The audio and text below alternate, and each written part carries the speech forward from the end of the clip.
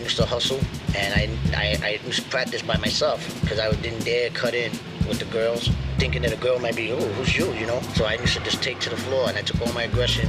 They didn't notice me for my hustling abilities. They were gonna notice me for my breaking abilities. Rocksteady Crew started in '77. A lot of its members were like all-star b-boys from the Bronx. The guys that started, Jimmy D and JoJo, they hung out on at 115 Park in the Bronx. We came up with the word Rocksteady. We started thinking because we want to continue dancing. We wanted to keep it at a steady pace. You know, when they started doing it, a lot of people called it rocking, going off. And what they wanted to do, you know, they noticed that a lot of people were stopping around 76, 77.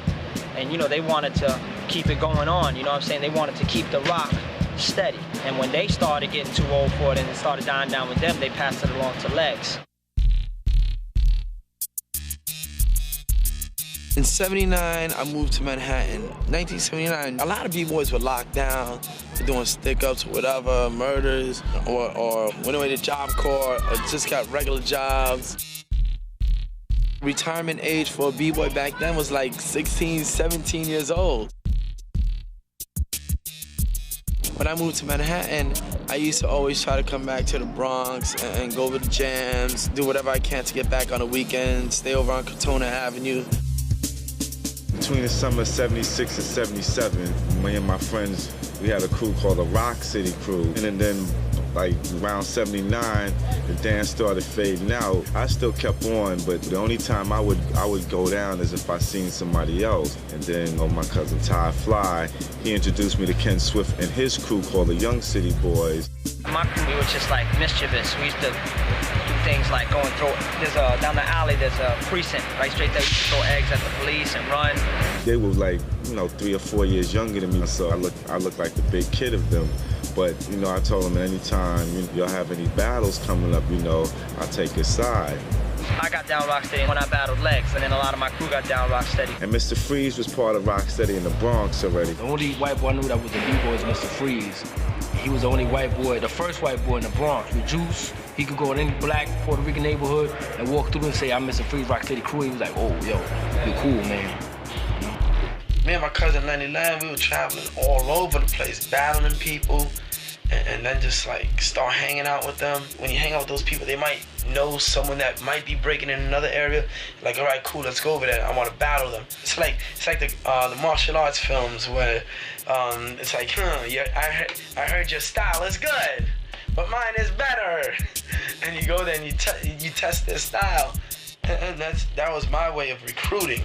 Our crew was called the Rock City Rockers, man, from the 173rd Street area. We were battling, we would do it for fun because there were really nobody in our area that that were really involved until we met up with a guy called Crazy Legs. I was like, oh man, yeah, I want to adapt that style, man. That's why my name is Little Crazy Legs. That's basically how I met everyone else that ended up being in Rocksteady. I met up with Frosty Freeze, he knew people, Take One knew people, Ken Swift, Mr. Wiggles, then you had my peeps from Cortona, Toxic, A1. We just had like 500 members of Rocksteady. Johnny J is my name. Yeah? Frosty Freeze, please. Ripski, please.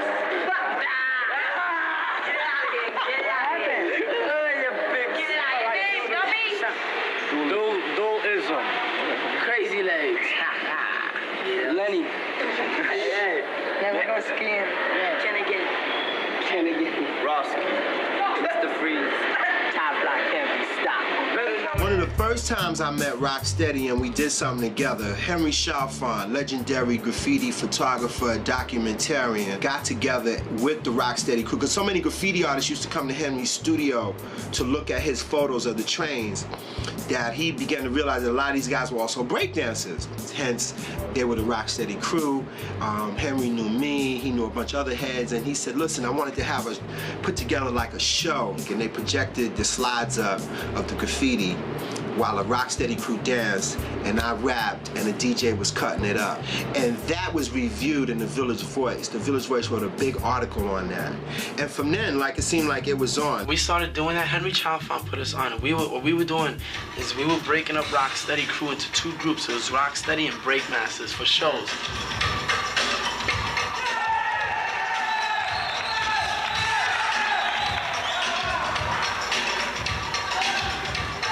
Just battle each other, but it got to a point where like, yo, you know, forget this, you know, let's make it interesting.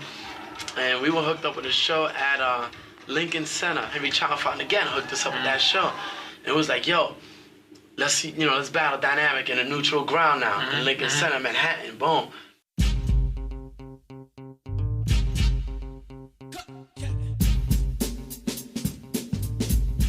95th was covered by National Geographic. It was came out in the front page of Metro section in the New York Times. It was also in 2020.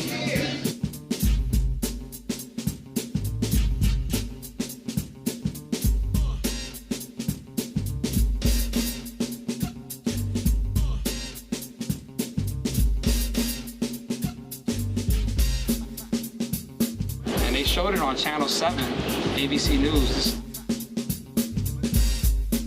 I just remember seeing legs on the news, and I was like, oh, dip, you know, like that's legs.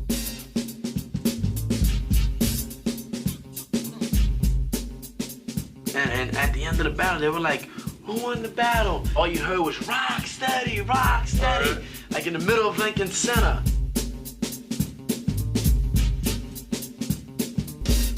One day I was watching TV and I saw Rocksteady on TV, and I was like, whoa, if they can do it, we can do it. So I got a group back together. I went and recruited Chino, and we started from there. To make a long story short, we met Michael Holman, who was some type of manager to Rocksteady, and in 1982, they offered us a battle.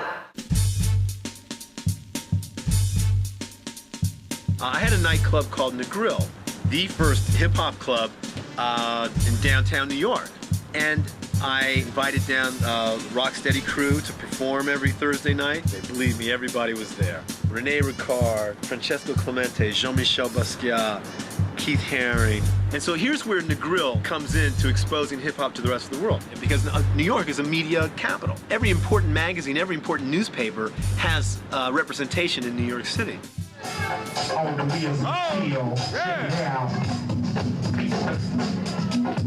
Oh, yeah. My man. Baby, yeah.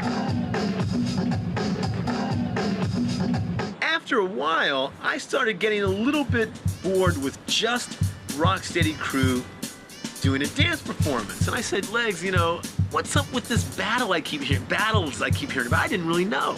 And after a couple of weeks, he found a crew called Floor Masters.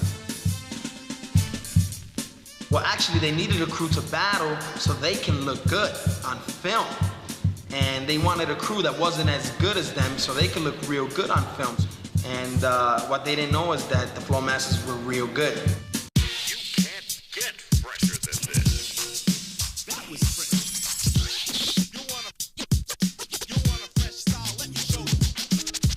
You can't get fresher than this. That was fresh. You want a fresh style? Let me show you. You can't get fresher than this. That was fresh. You want a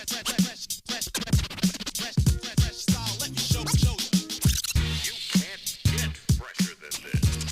And when Floor Masters came down to perform, a light turned on in my head. Because what I saw was breakers who may not have been as good as Rocksteady crew in the finesse and style end of breaking. What they lacked in that, they more than made up for in the athleticism of breaking. They spun longer, faster, and harder.